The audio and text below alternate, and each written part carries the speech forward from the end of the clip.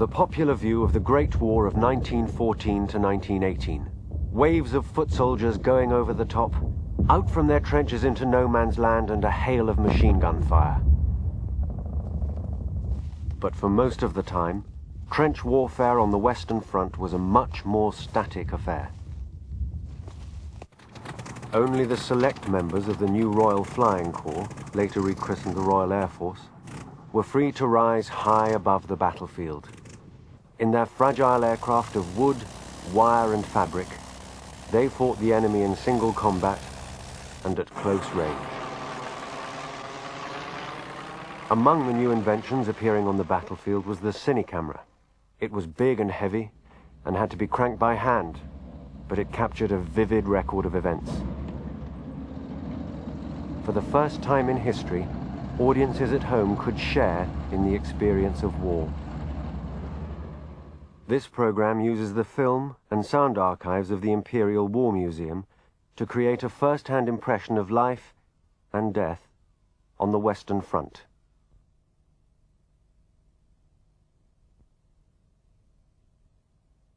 Everybody knew that the war would be over by Christmas. It was going to be over in 6 months. That was the impression generally. And these people thought that they were going to out there and help finish it off. And they were not downhearted or anything like that. The sergeant said, "Are you willing to join?" I said, "Yes, sir." He said, "How old are you?" I said, "I'm 18 and 1 month." He said, "Do you mean 19 and 1 month?" So I thought a moment. I said, "Yes, sir." He said, "Right, I will sign here, please." He said, "You realise you can go overseas?" Sort of looked at it as a sport, as if we were going out big game hunting. We watched you playing cricket and every kind of game.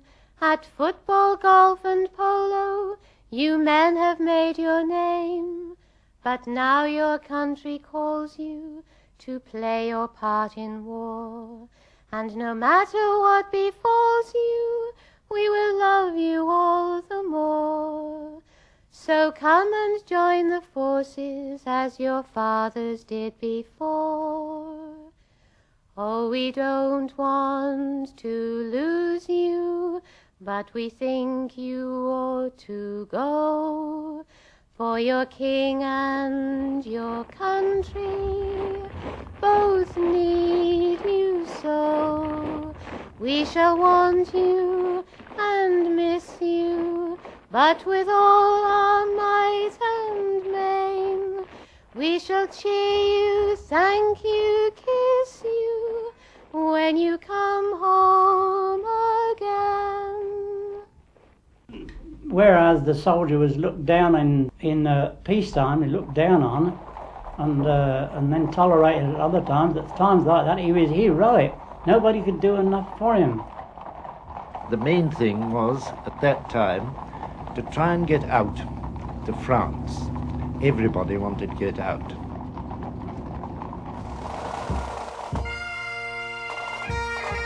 We had 2 bands with us. We had a pipe band of 8 pipers and we had a brass band. We could march miles out behind the pipers. When we went to France, I think they thought they were going on that fortnight's holiday. You were never told where you were heading for. The only thing was that you knew that you were travelling east. We had to go out and reconnoitre this village down in the valley, and if there was no opposition, or very little opposition, we had to go through and dig in on the other side. About a yard in front of the trench, you would throw your earth there, and you would dig down about 4 feet. You call the back of the trench the paradox. You call the front of the trench the parapet. On the paradox side, you would dig down for another 18 inches to 2 feet, thus leaving a shelf which was called the fire step.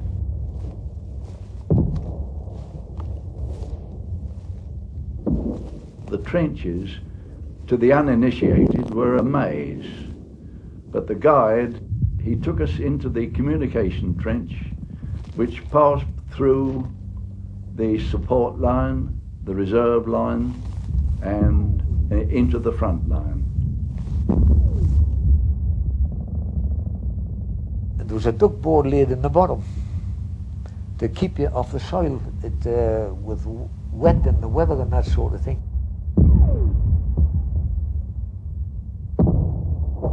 Everybody walked along the duck board, one behind the other. That's the way you went into line. The first man, he would say, wire overhead, hurling the duck board, and that message come all the way down. As every man came up, it was passed back, so you knew what to expect. The front line consisted of bays of about 10 yards in length, and then there would be a traverse, and then another bay, and so on, right the way along. Each bay would hold 3 men. At night time, those 3 men would be close together, one standing up, looking over the top. He was sentry. The next man would be sitting next to him, close up to his leg, so that if anything happened, the sentry could just kick the man next to him, and they would both get up together and have another look. And the third man was allowed to lie out on the fire step and sleep. The width of no man's land varied quite considerably. Sometimes you'd never see a sign of Jerry. Another time you could hear him. He didn't show himself much any more than we did. It was a question of keeping your head down again, and if you did spot anything, then you would open fire. Jerry was very alert. That's how I always found him anyway when I was with the lads, and obviously self-preservation was the first instinct. A battlefield is one of the most desolate looking places in the world. As you look through your periscope, all you could see was the devastated land of no man's land, hundreds of shell holes, the bar of your barbed wire, and you never saw a sign of life. And yet, you knew very well that within shouting range there were hundreds and hundreds and hundreds of men. You've got to remember that the pre-1914 British Army was largely a social institution, and regiments were largely clubs. Only a minority of personnel considered themselves professional soldiers. I went to France at the end of October 1914 as a subaltern to the 3rd Hussars.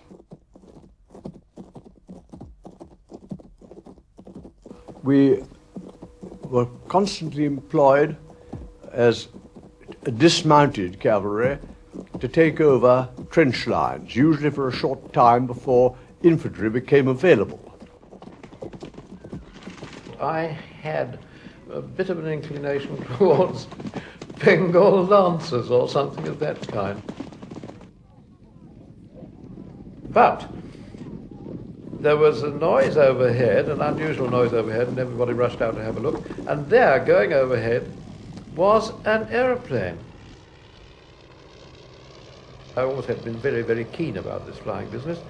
And so from there all the way home, my mind ticked over on a thing which I'd heard about, which was called the Royal Flying Corps. A circular came round all cavalry divisions asking for specified lightweight officers to volunteer to become observers. The Royal Flying Corps was a very exclusive corps that frightfully hand-picked people in it, and the only people who could get into the Royal Flying Corps were people who were seconded from the regular regiments, and not only that, from the better class of the regular regiments. And so that was that. But I did pick up from the chap. Did I know anything about airplanes? I had to admit that I didn't. If I had known something about airplanes, they might have had two thoughts about it.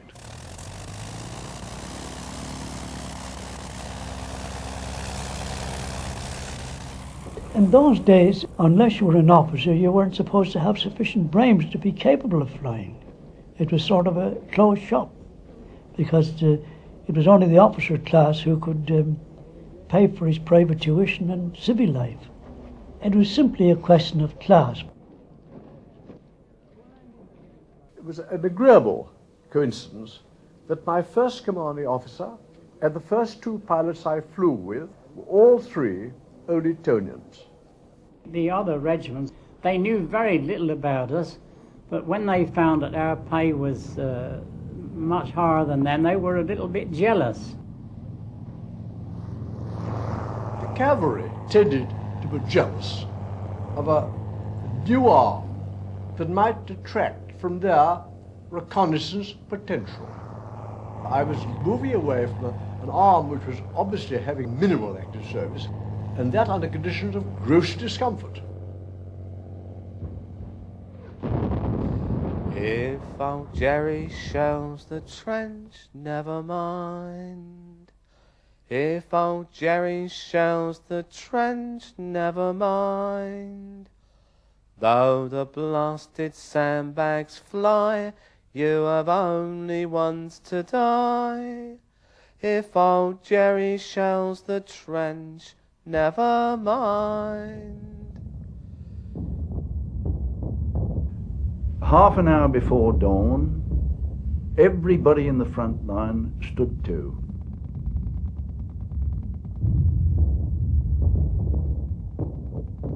The sentries would be now, as soon as it became dawn, would be looking through periscopes.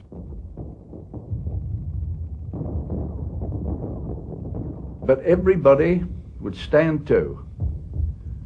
That is, they were prepared in case there was an attack, because the favourite times for attack was dawn or dusk.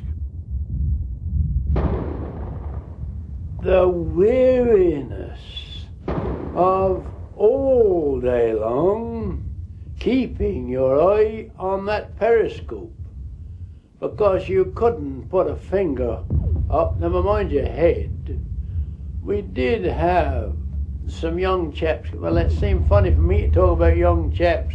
I know I was only 18, but the first thing one young chap did, he jumped on the fire step and looked across, and he didn't see anything. He was hit through the forehead and dead as a heron before he'd been there 3 seconds. I've opened fire in the early morning stand too at some bushes that were waving about in the mist, and they looked like Jerry. Fat sergeant come up to me and said, "Who the bloody hell was that firing?" And so I said, "It was me, Sergeant." So he said, "What are you firing at?" I said, "I could see something over there." I said, and he had a look over the top. He said, "Oh Christ," he said, "that's bushes there. It's been there all the time." After stand 2, there would be perhaps 2 or 3 sentry groups in the whole company's front, and the rest of the men would see about having their breakfast. People in England thought you were fed on the best, but to my opinion is the nearer you got to the enemy, the less you got. You were paid less, and the food came through too many people's hands before it got to you. And often, when you woke up, there would be a tin of biscuits in the middle of the billet. And when that was your lot. Sometimes you just had hard biscuits. They said there were meat in them. I eat a lot because I had good teeth, but the poor fellas that couldn't. You could always get an abundance. And you could always get an abundance of cheese, Canadian red cheddar. And they had what they called Tickler's jam. And you could get plenty of that. You'd open a tin of that and spread it on the cheese and eat it. No bread, so you eat that. Tickler's jam, it was well known in First War. Oh, oh, oh, it's a lovely war. What do we want with eggs and ham when we got bags of Tickler's jam? As soon as Reveille is heard, we never get out to bed. Oh, we never get up till the sergeant brings our breakfast up in bed. Oh, oh, oh, it's a lovely war.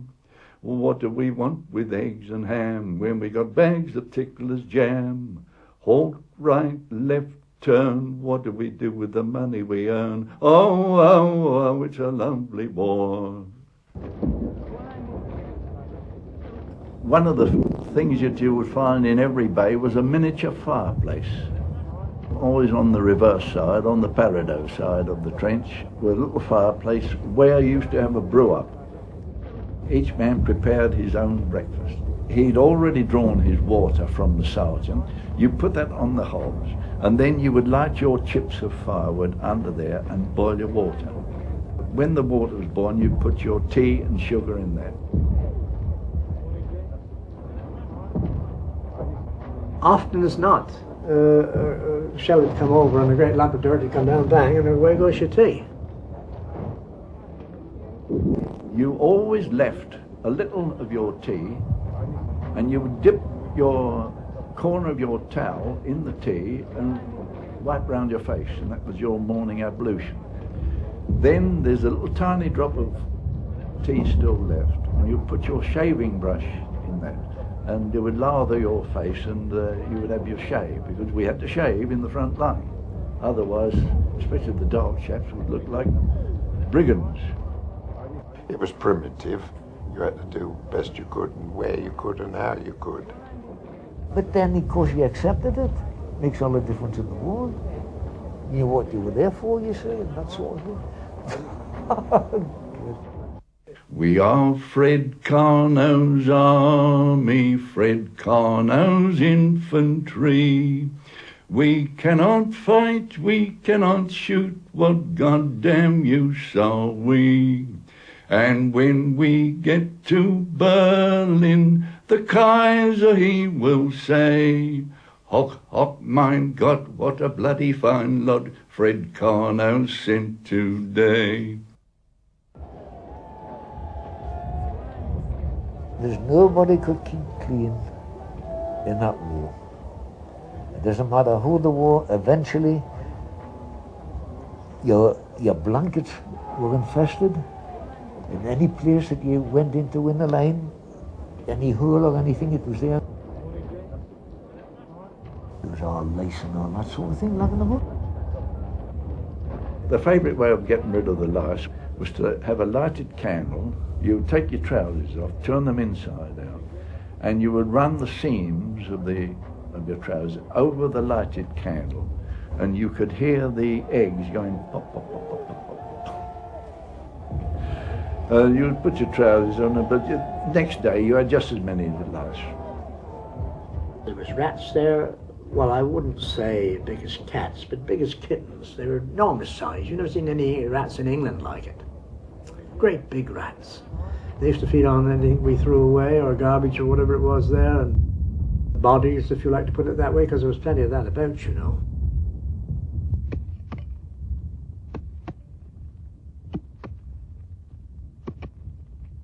There was always a repair job to be done. You see, the trenches, especially in wet weather, the sides were always giving way. Deep dugouts were mostly German. But ours was smaller. And you used to dig yourself what they call a foxhole. It wasn't until we captured the German lines that we knew what real dugouts were. We came across dugouts that were 30 feet deep, and you could shell them till the cows came home and they would laugh at it. It's like as if our side was only there temporarily to go on, and the Jerry's was dug to stop.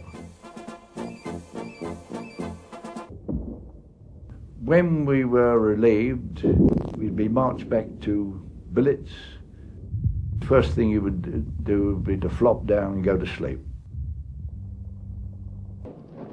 The next morning would be devoted to cleaning your rifle and then cleaning yourself, because you were always muddy or dirty. You'd brush your clothes or dry them off the best way you could, clean your boots, in other words, smarten yourself up. there was any villages around, that was where you went down, and that's where you bedded down. And that was where most of these boys learnt a little more about life than they would ever have done in normal civil life. Every town of any size at all had its house of entertainment, which I believe is called a brothel. So people gathered, although they were young in years, it wasn't long before they were quite worldly wise men. Oh soldier, will you marry me? Oh no, my pretty fair maid, that never can be. For I've a wife at home in my own country, 2 wives and the army's too many for me.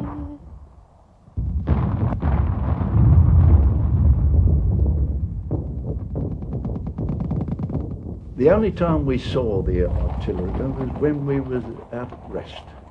And you knew where their gun pits were, because when you were coming out the line, perhaps they opened up and fired off a salvo. They had these 30 hundredweight 6-inch howitzers, which were drawn by 8 beautiful shire horses apiece. This chap was connected with a telephone landline, dot dash, Morse code. And he gave the instructions what range and what aiming point, and then he'd check on where that shell dropped.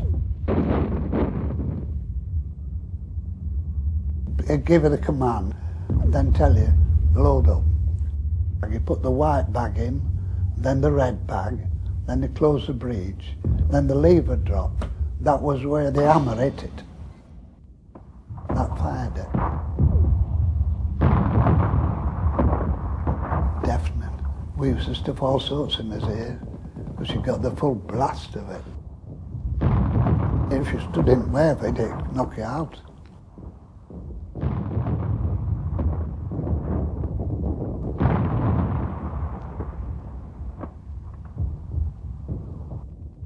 But they were heavy to carry.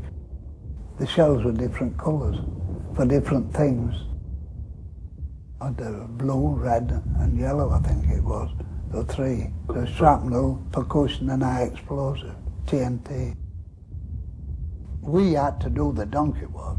It was just a matter of passing, pushing in, fired, but as he opened it, he threw a case out, you put another, give him another, and he threw it in. Like clockwork. We were in our little group here, and the other little group was over there. We're friendly enemies, each gun. We were always in competition with one another. We were young, we couldn't fit, we were excited. We had to fire one every minute, and you go on, we're giving him a go on, that attitude, you see. It was a pleasure, actually.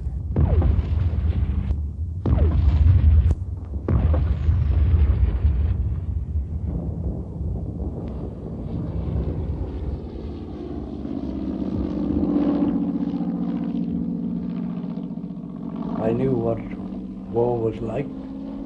I had seen death, too much of it. And also I did know that flying, it would soon be over if you'd come to the end of your life. You didn't have to sleep in mud, night after night, day after day. But I think the main reason was that I very much wanted to fly. Our training was pretty sketchy, because after all, at that period, everything, including flying, was frightfully experimental and tentative. There, for the first time, I really saw an airplane, close to, handled it, touched it, and all that sort of thing. We had a proper dual control machine which had the complete controls in the pupil's seat, And during the course of instruction, one had a certain amount of instruction in the dual control machine and a certain amount of instruction in the non-dual control machine. There was a fitter and a rigger on each aircraft who worked on that aircraft alone. And then we used to go down to the workshops and be trained in rigging and sail making, and those who were for engines used to go to the engine shops and had training on the engines. The formula for starting up an aircraft was very precise. You got the officer in the cockpit, and when he was ready, you would say to him, petrol on, switch off, suck in. Well, then you'd turn the propeller a few times so as to get a charge into the cylinders of the engine, and you would say to him, contact, sir. He would answer, contact, and he would switch the thing into contact. And then you'd hold it with 2 hands and give it a tremendous swing. And if it fired, that was all right. It would start to run and you'd get clear of it and stand by the chocks. And when he waved his hand, you would pull the chocks away and you knew that he was ready to take off.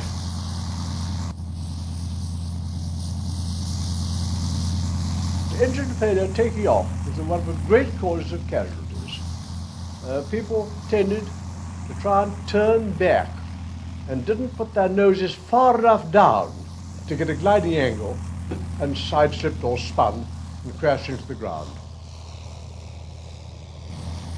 I can remember every minute of that flight. It took off, the engine sort of struggling to get up into the air, and then the pilot throttled back a little and flattened out, and it went smoothly.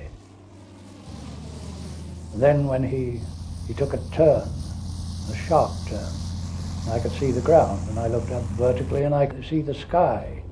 And then we went round, and it seemed as though across the nose of the plane that the world was whizzing round, until he flattened out and went straight again. I don't know why, but there was a terrific thrill to me, the feeling of the plane being flown around. Eventually I did my first solo, which was a terrifying experience, and only after Struckland had left me alone in the machine did I realize that I knew nothing at all about it, and I didn't even know what the controls did. As I was gliding in over the AID sheds onto the aerodrome, I found that I was undershooting. In other words, I was going to hit one of the hangars instead of getting over them. So in my panic, I did what I shouldn't have done. I jammed open the throttle suddenly, but the Lord being on my side, the engine picked up, and I bounced up over that shed. I landed, the undercarriage collapsed, and down I went. It was a bad show to have crashed an aircraft. Major Higgins came running across and he said something like, if you want to kill yourself, you can, but don't kill one of my men. I bought from the local pack of harriers in Sussex 4 couple of hounds. These I took out with me to France. I hunted hare with a most distinguished field, beautifully mounted on their first chargers. I was told I'd be posted to number 5 squadron, and a tender was being sent out for me to take me up there. As we drove on and on, more east, I wondered whether we were going through the lines. But France was a bigger country than I imagined, and eventually we arrived.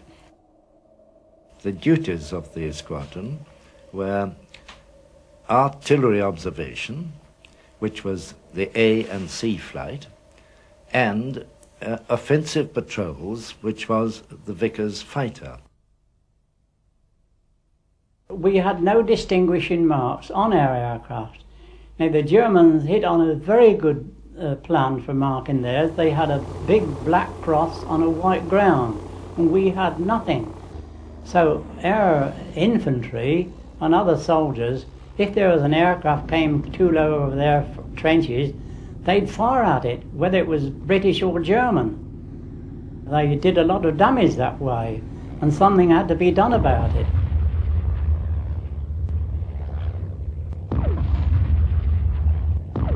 And then we tried to decide on some kind of a mark for our own. Well, the first thing was to put a Union Jack on. They painted Union Jacks on the underneath of the plane and flew up with it, and that just looked like a smudge. And then we painted the target, as we used to call it, what they call the roundel now, and the aircraft was sent up, and the staff officers decided that was a good thing. But while that was going on, we actually sent some men from the Royal Flying Corps into the trenches, and if an aircraft came over, that man would tell the commander of the platoon whether it was German or English.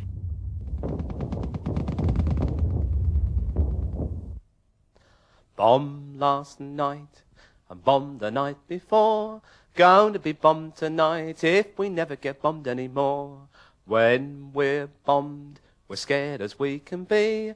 God strafe the bombing men from higher Germany. They're over us, they're over us. One shell hole for just the four of us. Thank you, lucky stars, there are no more of us, 'cause one of us could feel it all alone.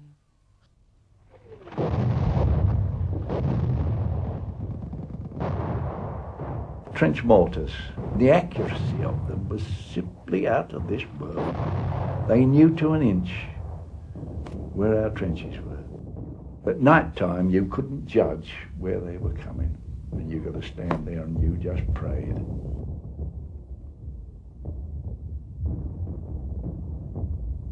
You can't say you was terrified when you get past that.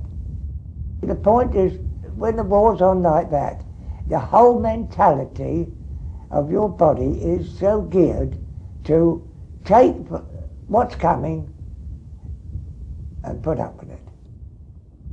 That's why discipline is so essential to any army, because if you hadn't got discipline, men would simply jump over the top and run away, wouldn't they? Send for the boys of the Girls' Brigade to set old England free. Send for me brother, me sister or me mother, but for God's sake don't send me. A feature that struck me and left an impression on my mind was when we got rookies up, and in the first barrage they were terrified. I've seen them laying down in the trench calling out for their mother. Once you got over the first barrage and you were still there, you didn't bother anymore. You knew your lives were in one another's hands, and it united you very closely, and you didn't let anything interfere with that, I think.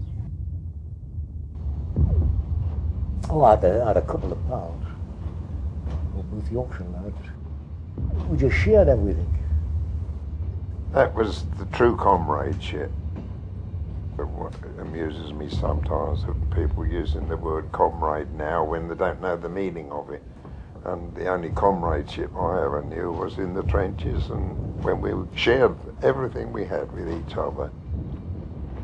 When you had pals and you built up a little comradeship, one of us got knocked out, or a couple of us, and then that was when we felt the war was really hitting us, you know. It wasn't what the Germans were doing to us generally, or we were doing to the Germans. If our mates, we lost our mates that was together. They were both killed.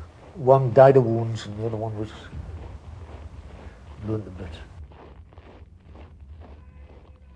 Far, far from Wipers I long to be, where German snipers can't get at me. Damp is my dugout, cold are my feet, waiting for whiz bangs to send me to sleep. The winter of 1916-17 was notoriously a very, very cold winter. I think I almost in my own mind then tasted the depths of misery, really, what with the cold and and all that sort of thing, you see. Yes, indeed. We never expected the mud, blood and shit that we'd got to put up with. Oh, the lousiness and dirtiness. When you got back into ports, almost every morning, every man had to take his boots and socks off and rub his feet with whale oil. And that was supposed to combat the malady known then as trench feet. Whale oil was a lubricant which repelled water. But if you know, your feet used to get, like they used to have years ago, washing clothes, and your hands all get wrinkled with water and soap. Well, your feet used to get like that through being encased in water. It rained all the time until we got into the front line. Oh, dreadful. Dreadful. From then on, it froze. It filled the trenches up. We were throwing the snow out, and the drifts were blowing it back in as fast as we were throwing it out, and the Germans were doing likewise. Not a shot was fired in those 4 days on either side. Of course, I don't think there was a rifle on either side would have fired. Think of me crouching where the worms creep, waiting for Sergeant to sing me to sleep. We used to write letters in the dugouts. Yeah, I always had some field cards, just like a postcard. And everything was written on there. You didn't need to write a letter. I am quite well. I have received your letter. I have received your parcel. I have been wounded. And all you did was to cross out the ones you didn't want. It was censored anyway. It would have been scrubbed out, I think. Your very existence was different to anything you'd experienced before.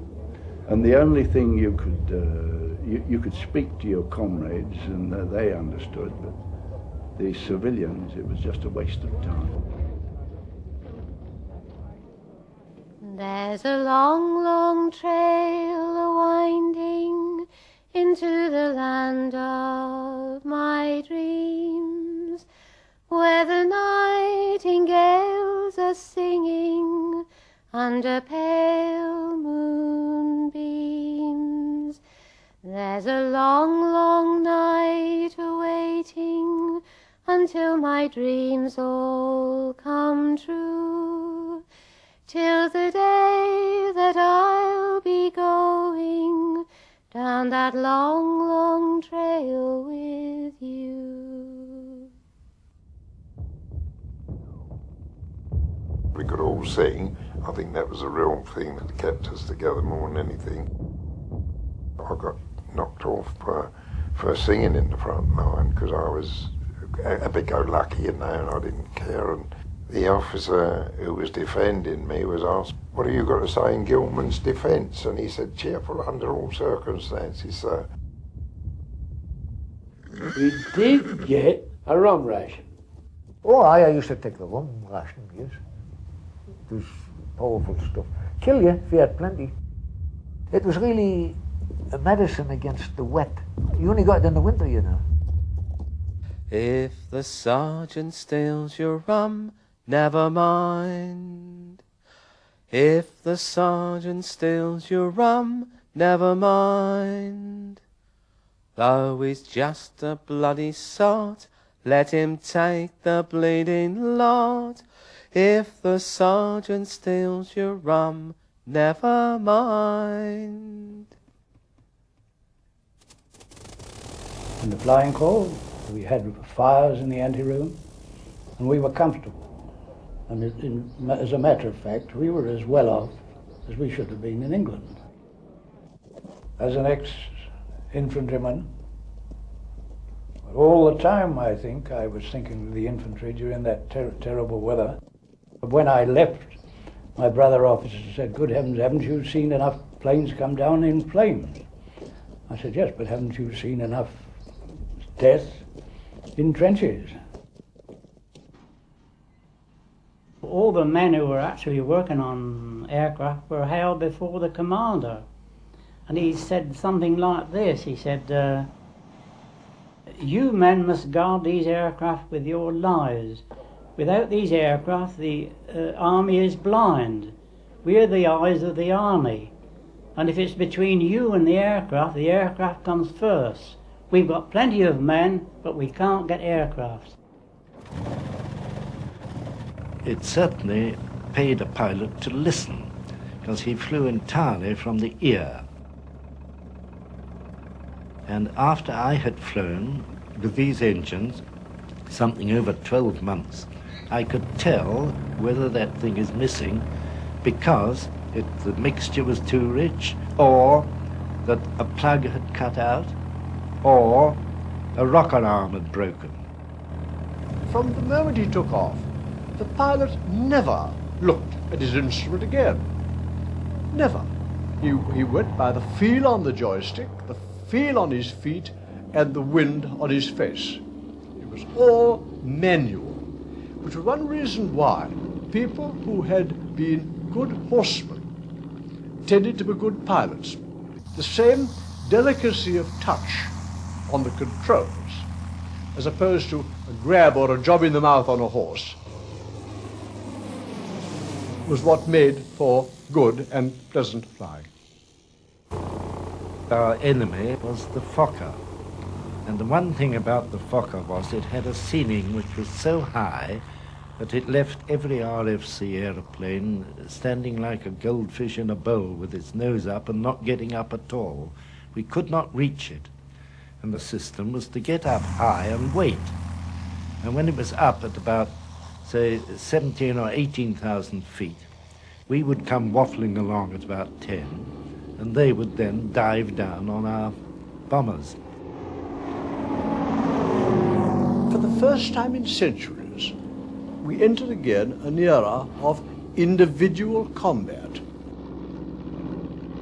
You get underneath the other fellow's tail, because with his guns placed as they were, he couldn't hit you, but you could have written your initials with your gun on the bottom of his fuselage. We had no conception then at what close ranges it was necessary to shoot to have any effect at all. In fact, we later on learnt that effective range was 50 yards. There was a sort of code, I think, merely between flying people, whether they were German or British. I had a flight commander who was shot down in flames, but 2 days afterwards a German aeroplane came over, dropped a message bag, and told us that the gallant Captain Pike was shot down in mortal combat and has been buried behind our lines with full military honors.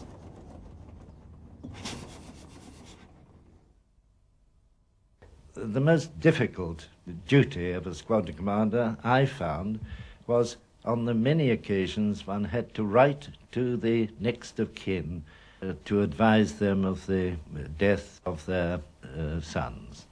That was a horrifying thing for a boy of 21 to have to do it.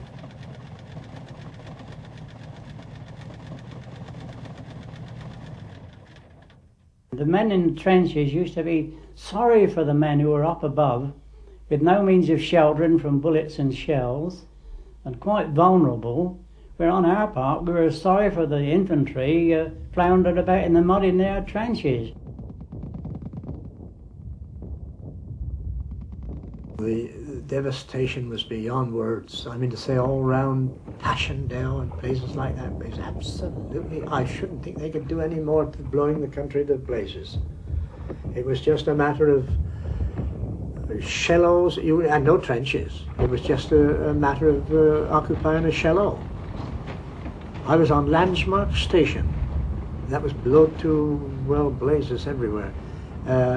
All the places, platforms, everything, all blown upside down, but I had a machine gun post on Landsmark Station. That was on the Passchendaele front, which was one of the most dreadful places I think I ever was in.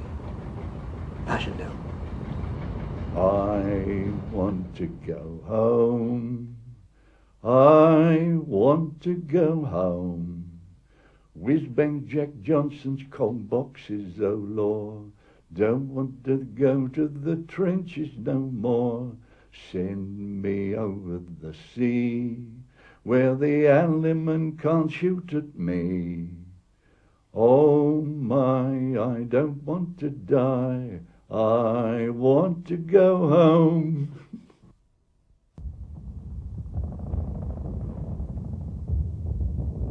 It was a lot of sacrifice, that's all it was. These generals that we had was just the same as the German generals. All they thought about was sending extra men in. They didn't care. I disagreed entirely with the actual conduct of the higher command of throwing lives away for nothing. Most of the officers I found in my experience relied mainly on the sergeants. They were really the people who carried the war through, I think, sergeants and the sergeant majors. I always thought the men that carried the British Army was the NCOs and the old soldiers. I was one of those that if I was told to do anything, I just did it, and that was the end of it. Some general about 30 miles behind the line wanted to know who was on the opposite side. And he would send up a message, raid so-and-so and get prisoners, just like that. You know. He ought to have had the job himself. To send a raiding party over to the German line there was just sending men to death. The same words applied to the Germans. By the way, they were the first Germans I saw on the Western Front, and that would be about 6 weeks or 2 months after we'd been in the trenches. And they were two men who were captured on the patrol. And they were the first German soldiers I ever saw.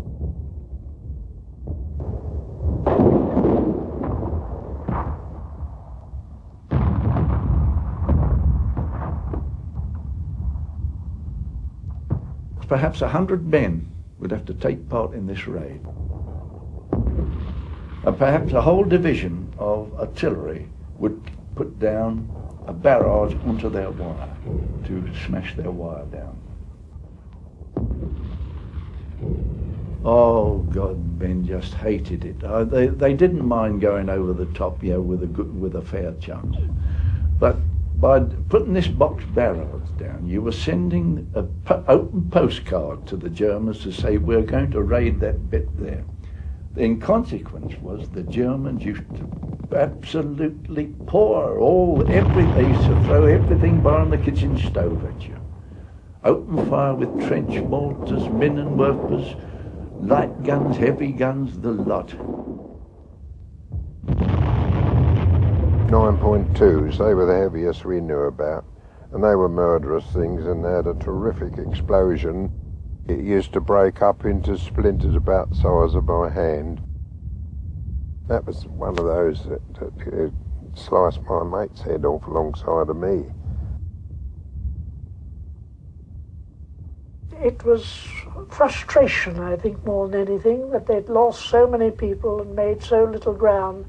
And they were starting to wonder why. But there was no feeling of giving up in them. They were just wondering why.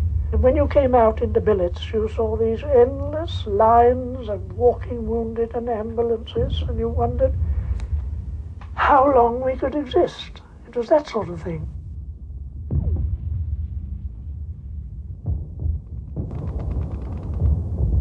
Everyone carried a field dressing on them. Everyone in the regiment. And they either put it on themselves if they were wounded or put it on a companion. That was the first line of treatment they ever got.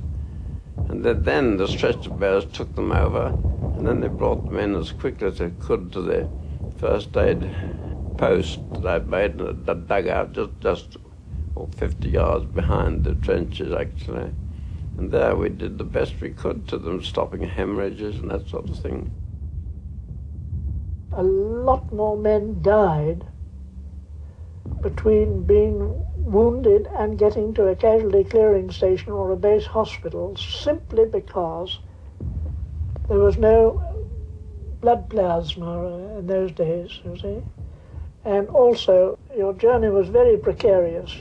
A fellow stepped on what he thought was a piece of the road. Well, it was a hole. Well, down he'd go, and over would go the stretcher, and you would be hurled into the road. And so you got so much mud and dirt into the wound that gangrene, that was the trouble.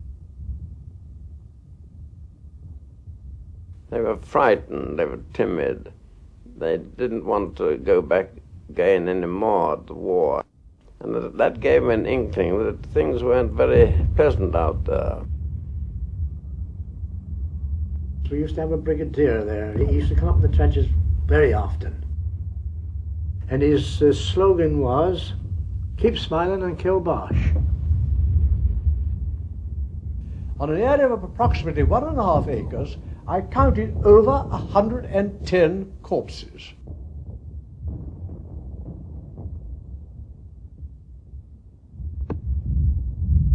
You can't expect anybody to understand it, really. I mean, you pick the nearest shell hole, deepest shell hole, and arranged them in or around the hole, and then filled it in.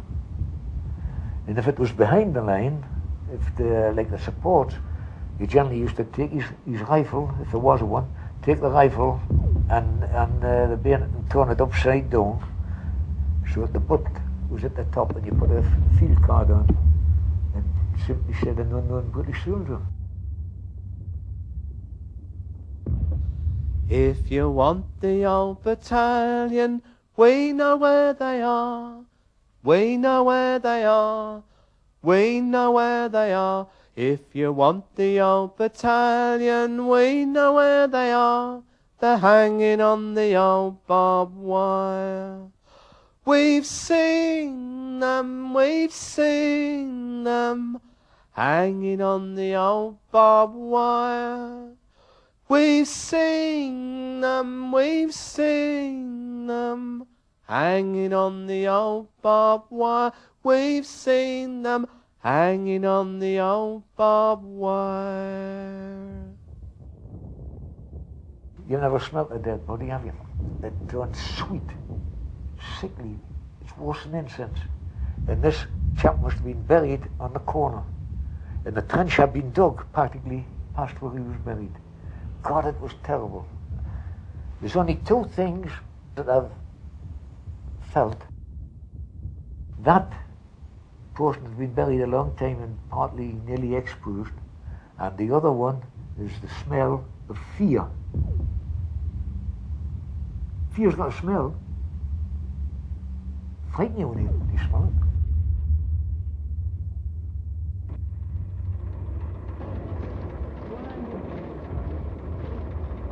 What I really noticed was that after being with the young fellas in the army, we were a race apart from the civilians.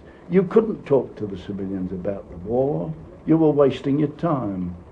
They hadn't got the slightest conception of what the conditions were and so forth.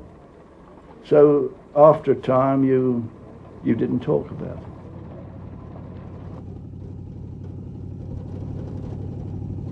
They were summoned from the hillside, they were called in from the glen, and the country found them ready at the sterling call for men. Let no tears add to their hardship as the soldiers pass along, and although your heart is breaking, make it sing this cheery song. Keep the home fires burning while your hearts are yearning. Though the lads are far away, they dream of home. There's a silver lining through the dark clouds shining Turn the dark cloud inside out till the boys come